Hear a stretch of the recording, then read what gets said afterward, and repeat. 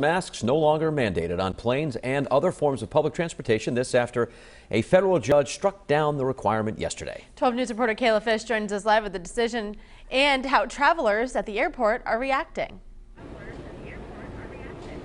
Hey, good morning, guys. First, I want to start with some developing news this morning. Uber just announced that effective today, masks are no longer required for riders or drivers. This after that federal judge's decision in Florida voiding the federal mask mandate and essentially leaving the decision up to airlines, airports, and other forms of mass transit. And shortly after that decision was made yesterday, many major airlines and their passengers said goodbye to masks, at least for now.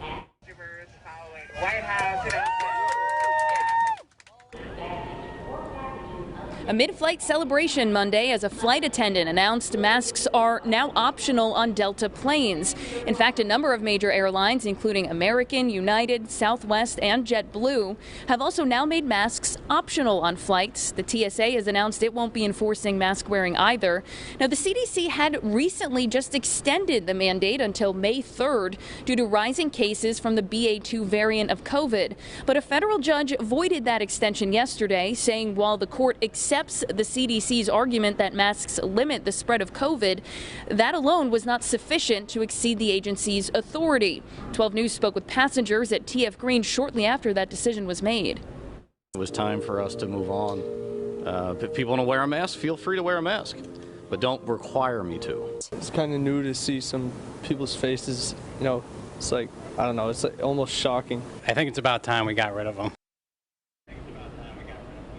And as we come back live here at TF Green this morning, we've seen a pretty good mix of people either choosing to still wear their masks or going without them. Amtrak has also announced it will be dropping its mask mandate, but you don't want to get rid of it just yet. Agencies like RIPTA and MBTA have said that they're still reviewing the new decision, and they'll continue asking people to keep wearing masks, at least for now. Now, the CDC is still recommending that people mask up while using public transportation, and the White House has not yet said whether it will challenge that judge's decision. That's the latest live at TF Green this morning. I'm Kayla Fish, 12 News. Well, for the first time in a long time, people don't have to mask up while traveling. Federal judge's ruling yesterday voided the nationwide mask mandate for airlines, trains, and also other forms of public transportation. Kayla Fish, live at the airport this morning. Kayla, what are you seeing there this morning? Well, honestly, guys, we've seen a pretty good mix of people either wearing their masks still or going without them. In fact, I talked with a group of friends just a few minutes ago who are headed to Florida. They found out when they got to the airport that masks were no longer required and told me that they simply threw their masks away. That's because after a federal judge made that decision yesterday, it's now up to airlines, airports, and other forms of public transit to make up their own masking policies now that that nationwide mandate has been struck down. TSA has said it no longer will be enforcing the rule. A number of airlines, including American, Delta, Southwest, United, JetBlue, quickly made masks optional for both travelers and employees. Amtrak and Uber have also announced that they are dropping their mask requirement.